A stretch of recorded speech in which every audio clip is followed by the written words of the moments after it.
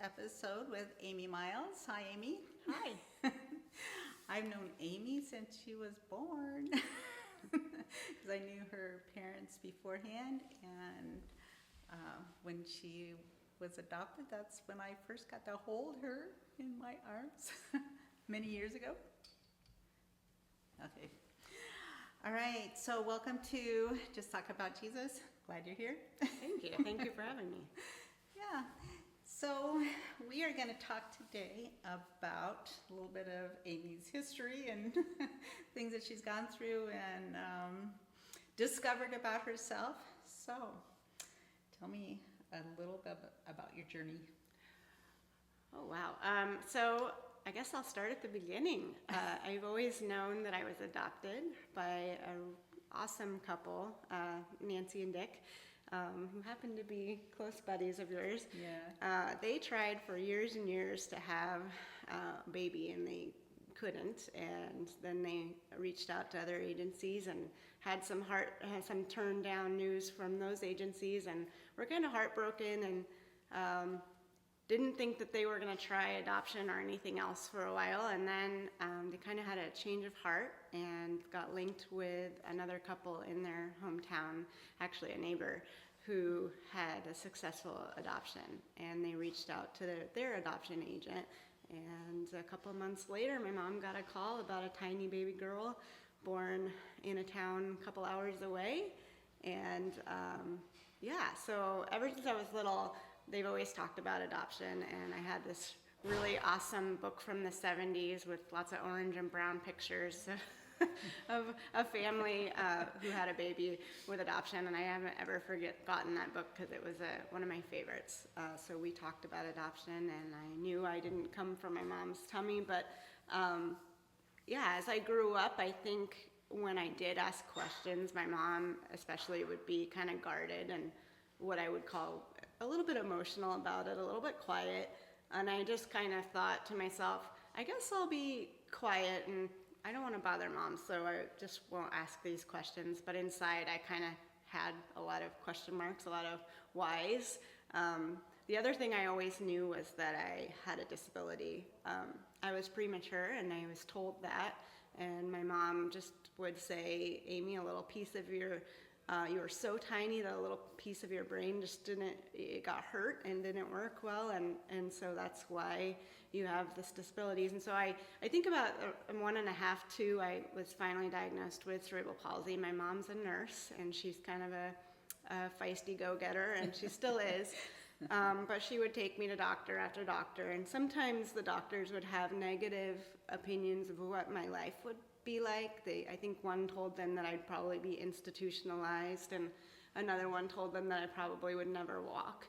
And so my mom kept going to doctors until she found one in the Seattle area that said, take this girl home, celebrate small victories, take her places, and just enjoy the little things. And so that's what they did. And they eventually got the diagnosis of cerebral palsy, which can be different for individuals. But for me, it just impacts my balance and coordination in my legs. And then also I wear hearing aids, so I say a lot. I had a lot of therapy to help me learn how to walk and ride my bike and to run, and I'm thankful to do those things. I don't do them very pretty, but I am able to do them, and I am very grateful to that. And I think along with all the whys that I had, I also wondered, or things didn't add up to why I had disability. And unfortunately, I would listen to what the kids or the world or people around me would say about me, that I was broken or disabled, or that I couldn't, or I wasn't good enough. And for a really long time, I listened to those messages, which caused me to be a bitter, kind of angry person. And so school was hard, making friends was hard, and it's hard to manage that when you're kind of mad at the world. And As an adult looking back, I was actually mad at God because I thought he messed up on me. And I know that to not be true at all now in my 40s. But it took a long time for me to figure out why things were the way they were. And when I always kind of wondered who I looked like. And I made up my own kind of story about my birth mother, and I was told by my mom that she was a young college student who wasn't ready to be a mom yet. But I guess in my own mind, I took that further, and I thought, well, she was a brave young lady who chose life, and I was very thankful for that. So it was not until I had my first baby, when I held Eli, I was really like, this is amazing. There's just nothing quite like this, and I thought of my birth mother. Of course, I loved him, and I was super excited to have him, but I also thought of my birth mother, and I started kind of just having more and more thoughts about her, and then I met a lady at my work who said that she had a baby an unplanned pregnancy and a baby, and she had chosen adoption for her. And they hadn't reconnected until she was an adult, but that they had a really special relationship. And that kind of prompted me to ask my mom and dad for their permission to seek out my birth mother. And the day that I did that, they were really evasive, and kind of my dad disappeared, and my mom was like, let's journal about this. Do you want to journal about this? And let me think on this. And so they were just different than I had anticipated their reactions were, and I left thinking, that was weird, something's up. And so the very next day, my mom came over really early in the morning on a day off, which they know me and they know I'm not a morning person, so I was kind of surprised to see her on my doorstep with 2 Starbucks in hand. And I thought, okay, you don't do this, so you have something to tell me, why don't you come in? And that was when she shared with me that they knew from when I was in the hospital that my bio mother went in for an abortion procedure, and that abortion procedure failed, and I was born alive at about 27 to 30 weeks. They weren't really sure gestation. So I think at that time I was really reeling. I was in shock, and I was hearing what my mom was saying, but I knew it was going to take me a lot longer to process what that meant. At the same time, I was just pleading with God, saying, oh, no, I already have a pretty interesting story, Lord. What, really? Why me? You got more to this story? And but at the same time, things kind of made sense. I was like, oh, okay. So for me, cerebral palsy didn't happen on its own, but it was a direct result of having that abortion. And I couldn't even say the word abortion. I know Jan remembers that. I really couldn't even say that I was an abortion survivor without choking up or feeling like really strong emotions. And my first emotion besides the shock was grief, a lot of grief. Like, why am I here when countless other babies aren't? And survivor guilt. Yeah. And then I also just grieved for my birth mother. I grieved for mothers that were in her situation, and just felt like they didn't have anywhere to go or any choices, or didn't realize maybe that adoption was out there, or that there were pregnancy resource centers there ready to support them.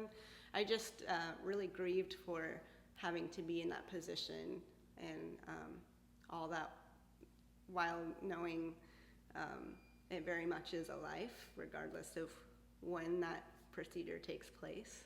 I can attest to that every day. I don't forget that just because of your location, it doesn't necessarily mean that your value or is any less. Yeah. So, that was quite a shock. I didn't really know that an abortion survivor was a thing. I felt like kind of an alien. Like, how do I even go about this? I don't even really understand what it means fully myself, and it's not necessarily something I can call up my girlfriends and say, hey, let's go have coffee so I can talk to you about this incredibly like controversial and heavy topic. So I kind of locked it away for like a couple years actually, and it was my husband who was kind of gently prompting me to get help or to find a group of people that were safe for me to share this information with. And he has since he was 11, he's kind of been a pro-lifer at heart and just really cared about pro-life topics and interested in the movement. And so he had heard of my friend Melissa Oden, who is also an abortion survivor, and she started a network that called the Abortion Survivors Network, and I connected with them, and that's really been life-changing for me, because I was able to work through my feelings and meet people that had similar stories to my own. Abortion is a very different procedure for a lot of women and babies, so there's differences, but there's also a lot of similarity, and that was really healing to me. But I think the best thing it taught me, or grew my heart, kind of like the Grinch, my heart grew, and I was able to find a place of forgiveness for my birth parents, and I think about them and I pray about them often.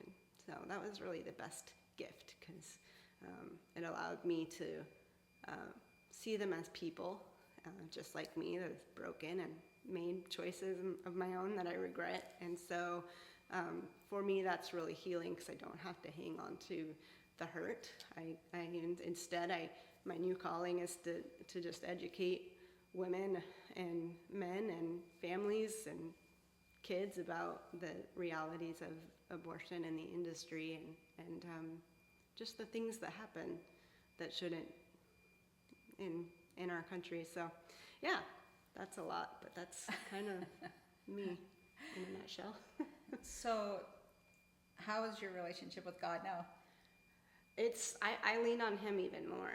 I've always known that he was the driving force. My adoptive parents were Christians, so they introduced me to the faith, but I often wonder, had I not been placed with them, I think I probably still would have met God along the way, because there was a driving force in me that was more powerful than any of my depression or sadness or anger that I had as a kid. Mm-hmm. And I just knew I had to keep going forward, and I know that is God now, but I often wonder, like, you put me in the right place, God, but had I been somewhere else, I think I still would have met you, because he was just always there, and always has been. So, but I lean on him even more, especially in the times that don't make sense to me, because just because I have a greater understanding of my purpose in life doesn't mean that things aren't hard or challenging or difficult, but I know that he's always been there from the beginning, so I can lean on him even more. And you've come to a place of knowing that you're part of that plan that he had, to accepting that plan and being that part in the form that you were at. Yeah, and finding out that information, it was never easy, and I wouldn't wish it on anybody. Yeah. I think the people involved with ASN often say Abortion Survivors Network, we call it ASN, but people in there say it's kind of like the club that we're so thankful for, but we never wish anybody to have to be a part of. Right. But yeah, I feel more whole, more me than I think I ever have before. Yeah. Yeah, I mean, I can't even imagine how shocking that was. Because basically it's like, oh, my mom tried to kill me. Yeah.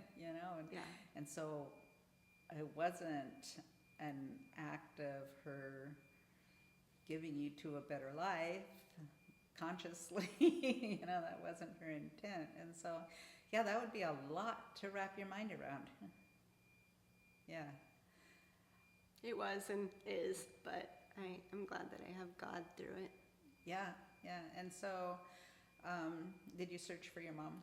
I did. It was really a needle in the haystack at first. And what I learned through meeting other survivors at ASN was that many abortion survivors actually grow up with their bio family, which can be good and can be not so good. And I was envious at first because I was like, I don't even have a name. I don't even have anything. And they were talking about their families and knowing all this information. So at first I was kind of like, gosh, how do I even do this? And I think God orchestrated the timing of me finding out information. Like I went through a healing program first, and then I started getting information, and I think that was orchestrated by him, kind of like, I need you to wait until you get to a place where I'm ready for you to get to know some information. So anyway, I also kind of did my own investigative work at night when everybody was sleeping. I would get on the internet, and there's just so much about adoptees and state agencies, and I can just say it's a goose chase. Because there's no, I'm from a small community, and so I'm used to like, oh, you got to go talk to so-and-so. They'll get you what you need. Even within the same agency, like DHS or getting records, there's no like, oh yeah, you need to talk to so-and-so. It was just talking to one person, maybe getting an email, talking to another person, not getting a call back. So it was really disjointed and frustrating.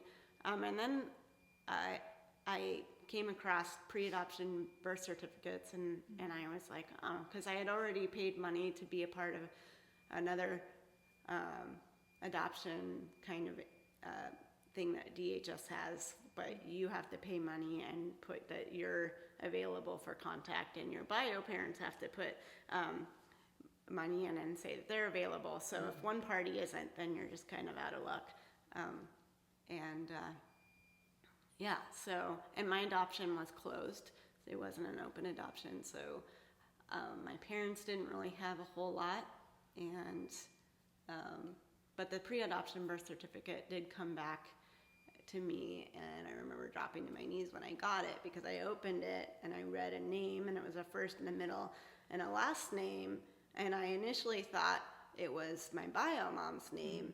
And then my heart just kind of melted and broke because she gave me a full name, which through my research I found that, like sometimes there's no information on that. Sometimes there's baby Jane, baby, no name. So my heart just kind of broke that she cared enough to give me a name, and she did fill out some, where she was from and what her name was, and what she thought, what the name of the father was. I have a last name for him. So I just, again, like I think about her constantly, and it's kind of weird because I don't even know her and she doesn't know me, but I think that's really a God thing. Even though, even though that's not necessarily a relationship, there's a connection there that started very early in the beginning. So I chose to write her snail mail, which, thinking back, I wish I would have emailed just a little quicker and faster. And she has written me, I think I've written her a couple letters, and she's written me a couple. And the last one she wrote was that she wants to meet me someday, but she's not quite ready. And I fully respect that. Well, and when you started your search, I mean, we're talking about a 40-some years difference, trying to find a location and all of those pieces. That's a lot to go through. Yeah, and it's vulnerability on both sides. Right. It's got to be hard news to hear and receive, but every time I sent one in the mail, I felt just kind of a mess a little bit, because every day I'm like, I wonder if I'll get that letter today that I've been waiting for. Yeah, or how she received it, to go. So, did she know that the abortion failed? Yes, through some of our communication, she said that she, there you were, was kind of how it was written in the letter. You were just there, you shocked the doctor, you shocked me, and then they whisked you away, is what she said. So she did know that I survived, and my parents were told by, it was a Catholic hospital, and I think the nuns there really doted on me and were very protective.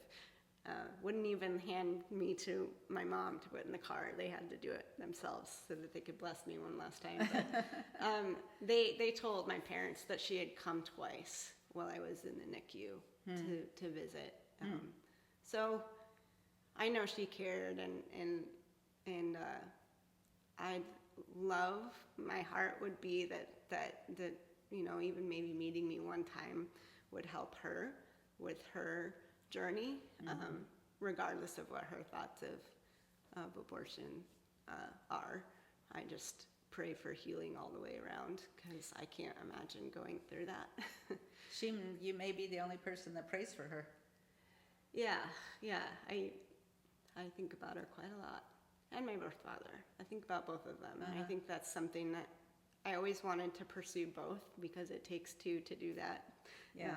So I have written to my birth father, who I think my birth father is, and those letters have been returned to me. So I don't know if maybe I don't have the right address, or I need to try again. And I've also had very clear prayers with the Lord, like, if you need to protect these people, please make that really clear to me.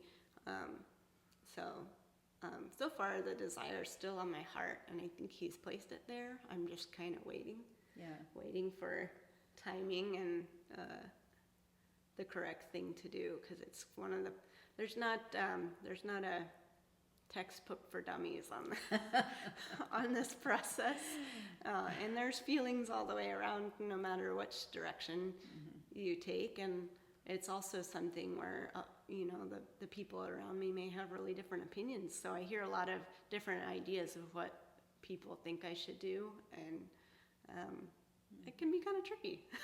Yeah, the navigating all of that. So I guess I was like many people, surprised that abortion survivors is even a thing, and I wonder if, there's a difference between how things were that many years ago and how they are now. If a baby does survive, they don't always just take them to a hospital or somewhere else. Right. This state of Oregon that we're in does not have any protections for babies born alive. Ultimately, like you hear often in the pro-choice point of view, it's a choice of the mother. So a baby like me or older, gestation-wise, could just be placed aside, and that tugs at my heartstrings. Yeah, a lot. a lot. And then going back again, just to being that survivor's guilt and, how that works. That's a natural kind of a thing. Yeah. And so now you and your husband are on the board of the pregnancy clinic. Yeah.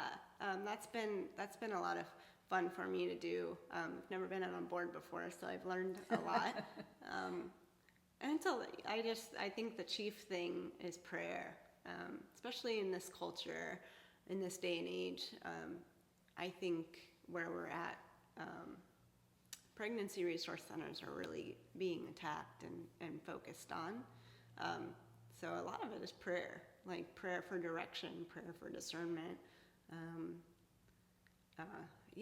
But it's been fun to give back to my community in that way. I also do a little bit of speaking arrangements at different events when I can. I've got 2 kids at home, so I try to balance that. But it's a hard topic, and it's not always one that makes me comfortable to get up and talk about.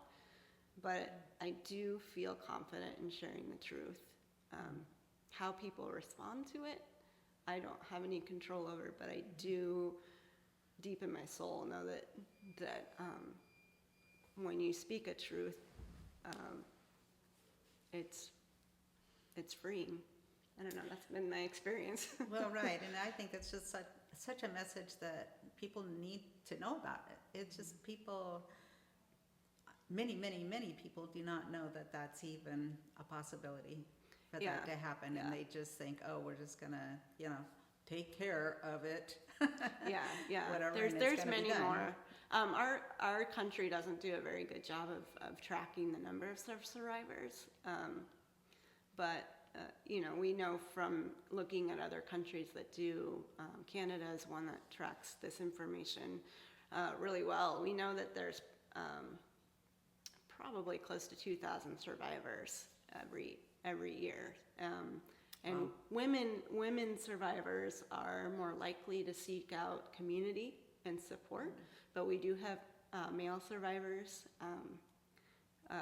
and we are connected with some internationally. I have some international friends that I never knew I would have. So there's to date, I know that the Abortion Survivors Network has about 750 survivors that they're connected with. And when I first spoke to Melissa, that number was under 100. So Wow. I think the more people hear about this topic and the more research they do on their own, it's being found. And I was born in 1980, and I think a common response is like, oh, but this stuff doesn't happen anymore. And I know that's just not the case. Babies are surviving both abortion pill. We have abortion survivors in our network that are babies, and it's a community that's really grown to supporting mothers who have been through abortion and what do I do now? That's supporting mothers that have had abortions that fail, supporting adoptive families of abortion survivors, and then of course abortion survivors like myself. It's just a really neat place to land if you have a story like mine. Right. And so where can people find you? If you look up Abortion Survivors Network, you'll find us. We've got a website there, and then there is a group of us that,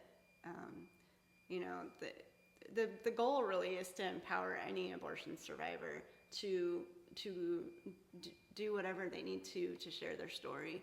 But there are a group of us that will do public speaking and education. So there's some bios on there, and then our contact information, and yeah. And would you possibly do something over Zoom for a group? Oh yeah, I did a Zoom interview with a life group in Ireland. That was a kick. Yeah, so they have far fewer abortions, but that number is rising for them as well. But yeah. So I've done Zoom events. I've done speaking events in Texas and Kansas and Colorado. It's just something I never thought I'd be doing, but well, yeah. Funny about how God maneuvers our lives, right? Yeah. When He's got something He wants you to do, you can hide from it for a while, but eventually it's going to come back around. And my latest book, here, The Way to My Heart, is based on Amy's life, loosely based on on her life, and so this girl, Olivia, has one hand missing. And so it's always a mystery. She knows she's adopted, and it's a mystery of what happened there. So this is her journey to find her birth mom and what happens with that. So there's some joys and some sorrows in there. And Amy has written an afterword within the book too. So I was grateful for that. Yeah. It was fun to write. It just kind of poured out of me. But it's a great book. I would say goosebumps all around, and if you like Hallmark movies, it's kind of a little bit of a Hallmark love story in there too. It's just a great story. Yeah. I'm honored to have given input for it, and it's kind of fun to read little pieces of, oh, yeah, that sounds familiar.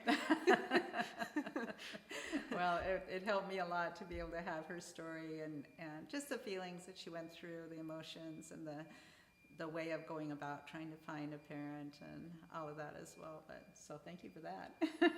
Yeah, my husband hasn't read it yet, but he thinks this guy on the cover is him and I. I'm like, I don't know. It's not. He's kind of cute, yeah, like your husband.